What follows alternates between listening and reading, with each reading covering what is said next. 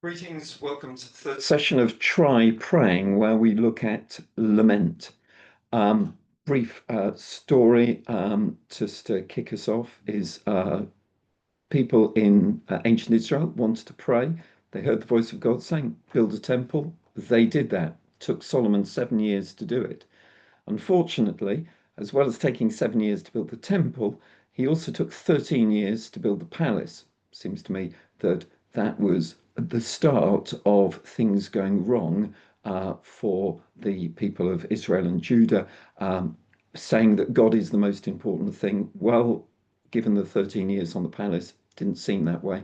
And that's due to the bad feeling due to that. It seems to me that that's why, after Solomon died, the kingdom split into two, because the northern people who were not where the temple was objected to the slave labor for 13 years that they'd endured in order to build that palace. Anyway, loads of kings tried to follow God or not, and at the end of it, despite many warnings from the prophets, is that the Babylonians came and sacked Jerusalem and took the Jews, the people of Judah, out, and they were forced to go to Babylon. And the first lament that I'm going to do from the Bible is the one in Psalm 137 that said, by the rivers of Babylon, we sat down and wept when we remembered Zion. For there on the poplars we hung our harps, and you can see them in the picture. There our captors asked us for songs, our tormentors demanded songs of joy. They said, sing us one of the songs of Zion. And the lament is, how can we sing the songs of the Lord while in a foreign land? There are many psalms that have got laments in them. What I'm going to do is just to look at the Book of Lamentations, which is about people that have been sent into exile. I believe that it is an archetype for all time, for all peoples, about how to lament well before God. Partly, it is you just state what it is that you are lamenting. You're saying that there was lots of people there used to be, and now it's deserted. That we are socially impoverished. We used to be economically quite wealthy, being a queen amongst the provinces, but now we've become slaves. We weep at night, and there we again socially we are deprived because all of our friends have gone and there's no one to comfort us. And we have this realization that some of the things that have are befalling us are because of sins, either ours or other people's, or people in the past. In going down a few lines, chapter 5, verse 7, our ancestors sinned and are no more, and yet we bear the punishment.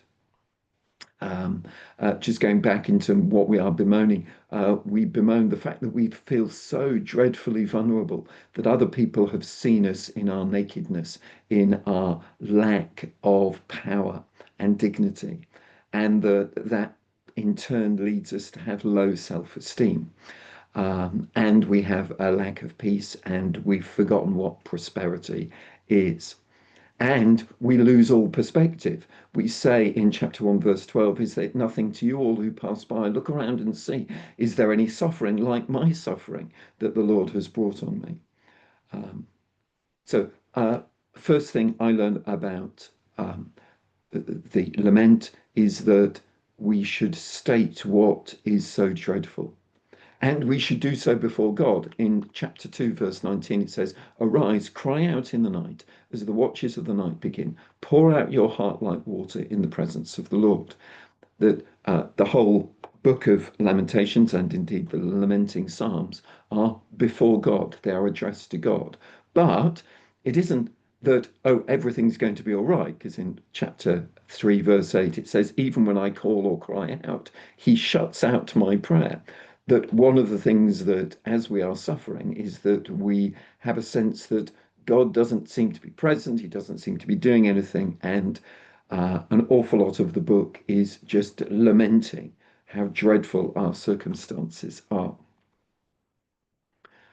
However, after 2.5 chapters, we get to chapter 3, verse 21, where having done all of the lamenting, and I believe there isn't a shortcut, you have to do the lamenting. Yet this I call to mind, and therefore have hope. Because of the Lord's great love, we are not consumed, for his compassions never fail. They are new every morning. We have the sense that of the faithfulness of God, and we therefore can say to ourselves, no, the kingdom of God belongs to me, the Lord is my portion, and therefore I will wait for him. And I believe that the Lord is good to those who hope in him, to those who seek him, and it is good to wait quietly for the salvation of the Lord.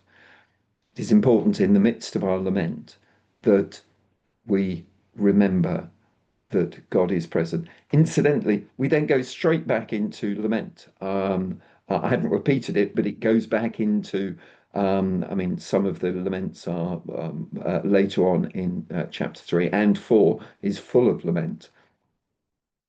Um, there's an amazing thing that I've never seen, which is that, Jesus tells us to turn the other cheek. Well, buried in Lamentations chapter 3 is let him offer his cheek to the one who would strike him and let him be filled with disgrace. Christ is inhabiting this place of suffering, this place of disgrace, because is no one is cast off by the Lord forever. It is here that he shows compassion. So great is his unfailing love. And this amazing sense in the middle of chapter 3 that he doesn't willingly bring affliction or grief to anyone.